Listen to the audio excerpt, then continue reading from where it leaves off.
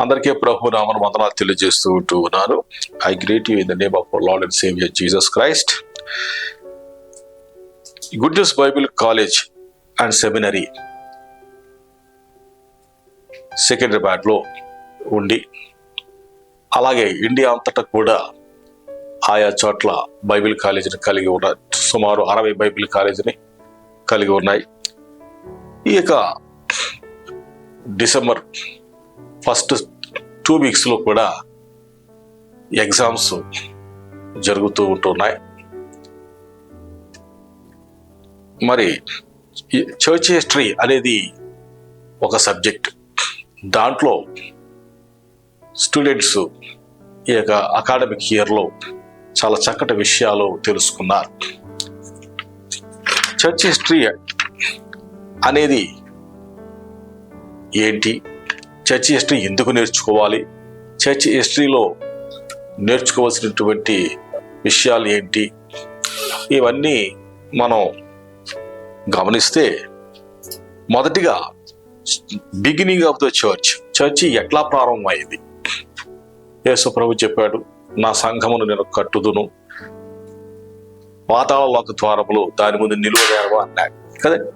అయితే ఆయన వెళ్ళిపోయిన తర్వాత పరిశుద్ధాత్ముడు 10 రోజులకు వచ్చాడు. అనగా 50వ రోజున యేసు ప్రభు తిరిగి లేచి వెళ్ళిపోయిన తర్వాత, మరి ఆయన 40 రోజులు భూమి మీద ఉన్నాడు, తిరిగి లేచి ఆ తర్వాత వెళ్ళిపోయిన తర్వాత 10 రోజులకి పరిశుద్ధాత్ముడు వచ్చాడు. అదే పెంతెకోస్తు దినం. ఆ దినాన్న మరి పరిశుద్ధాత్ముడు రావడంతో సంఘం ప్రారంభమైంది. అది అపోస్తలుల కార్యాలు 2వ అధ్యాయంలో ఉంటది. వారు అనగా శిష్యులు 120 మంది పరిశుద్ధాత్మ కోసం ఎదురు చూస్తూ ప్రభు యొక్క ఆజ్ఞను అనుసరించి వారు మేడగదిలో ప్రార్థిస్తూ ఉంటూ ఉన్నప్పుడు, వారు దేవుని యొక్క ఆత్మచేత నింపబడిన వారై అన్య భాషలు మాట్లాడి వారు సువార్తను ప్రకటించగా, అక్కడ అనగా పెంతెకోస్తు పండుగకి యెరూషలేముకి వచ్చినటువంటి వారు అనేక మంది మరి విని రక్షించబడి, ముఖ్యంగా 3000 మంది ఆ రోజున మొదటిగా సంఘంలో చేర్చబడ్డారు. మనకు తెలుసు, పేతురు గారు మొదటి ప్రసంగాన్ని చేయగా అనేక మంది రక్షించబడ్డారు. ఆ తర్వాత సంఘం అలా వర్ధిల్లుతూ ఉంటూ, మరి ఇంటింటా కూడా రొట్టె విరుచుతూ, ఇంటింటా కూడా సువార్త వాక్యం ప్రకటిస్తూ, అలాగే యెరూషలేము మందిరములో కూడా వారు దేవుని యొక్క వాక్యాన్ని ప్రకటిస్తూ ఉంటూ ఉన్నప్పుడు, మరి సద్దూకయ్యులు ముఖ్యంగా అపోస్తులు ఎదిరించారు. యేసు ప్రభుని పరిశీలి ఎలాగైతే కనుక ఎదిరించారు, ఆయన బోధనలు ఎదిరించారు, ఆయన దేవుడిగాను తండ్రిగా కుమారుడుగా నమ్మలేదు, మరి మెస్సీగా నమ్మలేదు. అలాగే వీరిని అపోస్తులని మరి సద్దూకయ్యులు ఎక్కువగా ఎదిరించడం జరిగింది. ఎందుకు అంటే కనుక యేసు ప్రభు తిరిగి లేచాడు, మేము చూచాము అని చెప్పేసి వారు చెప్తున్నారు. దాన్ని వారు ఖండిస్తూ ఉన్నారు సద్దూకయ్యులు. ఎందుకంటే అపోస్తలుల కార్యాలు 23వ అధ్యాయం 5-8 వచనాలు చదివితే, అపోస్తలుల కార్యాలు 23వ అధ్యాయం 5-8 వచనాలు చదివితే, అక్కడ సద్దూకయ్యులు పునరుద్ధానం లేదని చెప్పేసి అంటారు. వారు అసలు మనిషి చనిపోయిన తర్వాత మళ్ళీ జీవిస్తారని చెప్పేసి నమ్మరు, అసలు దూతలు ఉన్నాయని నమ్మరు, అలాగే వారి ఆత్మ ఎటర్నల్ గా ఉంటుందని కూడా నమ్మరు.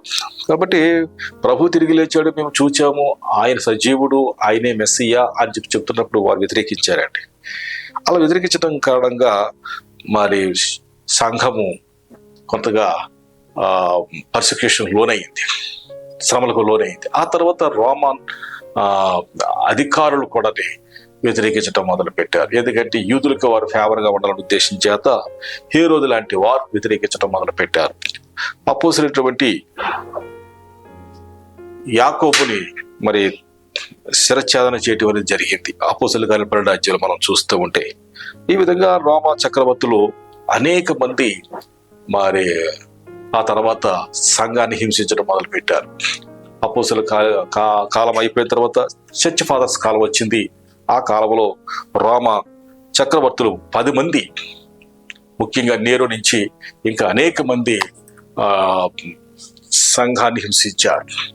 అలా 100,000 మందిని వారు చంపడం జరిగింది. అయినప్పటికీ కూడా సంఘం వర్ధిల్లుతూనే వచ్చిందండి. ఈ 10 మంది చక్రవర్తుల తర్వాత కాన్స్టాంటైన్ అని చెప్పేసి ఒక చక్రవర్తి ప్రభుని నమ్మాడు. ఎలాగూ అంటే కనుక కాన్స్టాంటైన్ మరి రోమా చక్రవర్తిగా అవటానికి గాను ఒక వ్యక్తితో మరి మ్యాక్సింటస్ అని చెప్పి ఆయన తోటి యుద్ధం చేస్తూ ఉంటాడు. ఎందుకంటే కనుక రోమ సింహాసనం అధిరోహించాలని. వారిద్దరికి యుద్ధం జరుగుతున్నప్పుడు ఆ టైంలోని అతను ఒక దర్శనాన్ని చూస్తాడు. ఏంటంటే కనుక ఒక సిలువ కనపడి in this side you will get victory, in this side you will get victory అని చెప్పేసి చూస్తాడు. అంటే ఈ యొక్క మరి చిహ్నంలోనే నువ్వు విజయం పొందుతావని చెప్పినప్పుడు అని ఒక దర్శనం చూసినప్పుడు అతను అందరి యొక్క సైనికుల యొక్క టునిక్స్ మీద మరి ఆ సిలువ గుర్తు వేసి పంపిస్తాడు. ఆ విధంగా కాన్స్టాంటైన్ యుద్ధం చేసినప్పుడు యుద్ధంలో గెలుస్తాడు. అప్పుడు అతడు అనుకుంటాడు, ఈ సిలువ యేసుప్రభుకి సంబంధించింది కాబట్టి యేసుప్రభు నిజమైన దేవుడు, ఆయన నాకు విజయాన్ని ఇచ్చాడు అని చెప్పేసి మొట్టమొదటి క్రైస్తవుడిగా మరి రోమ చక్రవర్తులలో మొదటి వాడిగా కాన్స్టాంటైన్ మరి దేవుని నమ్మినట్టుగా మనం చూస్తాం. ఆ తర్వాత కాన్స్టాంటైన్ క్రైస్తవులకు చేసింది అంతా ఎంత కాదు, చాలా గొప్ప మెల్లి చేశాడు ఆయన. మరి ఆదివారం ఈ రోజున మనము సెలవు పొందుతున్నాం, ఆదివారం ఆరాధిస్తున్నాం. ఈ రోజున సంఘాలు, చర్చెస్, బిల్డింగ్స్ ఉన్నాయి అంటే ఆయన ప్రారంభించినవే. అంతేకాదు క్రైస్తవులకి ఎంతో విలువైనటువంటి జాబ్స్ ఆయన ఇచ్చాడు. అలాగనే స్టేట్ రిలీజియన్ గా ఆయన ప్రకటించాడు. మరి క్రైస్తవులకి ఎంతో సహాయం చేశాడు ఆయన. ఆ విధంగా కాన్స్టాంటైన్ చరిత్రలో ఒక గొప్ప వ్యక్తిగా మనం చూస్తూ ఉంటాం. ఆ తర్వాత కాన్స్టాంటైన్ తర్వాత రోమ చక్రవర్తి కాలం, రోమ ప్రభుత్వం లేదా రోమ రాజ్యము వర్ధిల్లుతున్న సమయంలో మరి వెస్టర్న్ రోమ్, ఈస్టర్న్ రోమ్గా రోమ్ విడిపోవడం జరిగింది. ఆ జరిగిపోయినటువంటి టైంలోనండి ఏం జరిగిందంటే వెస్టర్న్ రోమ్లో ఉన్నటువంటి బిషప్ పోపుగా ప్రకటించుకున్నాడు. అది ఈస్టర్న్ రోమ్లో ఉన్న బిషప్కి ఇష్టం లేదు. ఆ తర్వాత ఇంకా మిగిలినటువంటి వారు కూడా ఇది ఇష్టం లేదు. అయినప్పటికీ కూడా అతను అలా ప్రకటించుకోవడం కారణంగానే ఏమైపోయిందంటే కనుక వెస్టర్న్ రోమ్లో ఉన్నటువంటి బిషప్ పోపుగా అట్లా ఉండిపోయాడు. మిగిలిన వారందరూ కూడా ఒకటిగా అయిపోయారు. ఆ మిగిలిన వారు ఎవరంటే కనుక కాన్స్టాంటినోపుల్లో ఉన్న వ్యక్తి, అలాగే ఆంతియోకులో ఉన్న బిషప్, అలాగే జెరూసలేములో ఉన్న బిషప్, వీరు మరి అలెగ్జాండర్లో ఉన్న బిషప్, వాళ్ళ నలుగురు ఒకటి అయిపోయాడు, ఆయన ఒకటి అయిపోయాడు. అయితే మరి రోమ చక్రవర్తి మాత్రము ఆ యొక్క పోపు దగ్గరికి వెళ్ళి ప్రార్థన చేయించుకుని వెళ్ళేవాడు కాబట్టి నేనే గొప్ప అని చెప్పుకుంటుంటే ఆ చక్రవర్తి కూడా అతన్ని చాలా ప్రమోట్ చేశాడు. ఆ విధంగా పాపసీ లేదా పోప్ పరిపాలన అనేది వచ్చింది. వచ్చిన కొంతకాలానికండి యెరూషలేము పట్టుబడటం జరిగింది. ఎవరి వలన అంటే కనుక మహమ్మదీయుల వలన. మహమ్మద్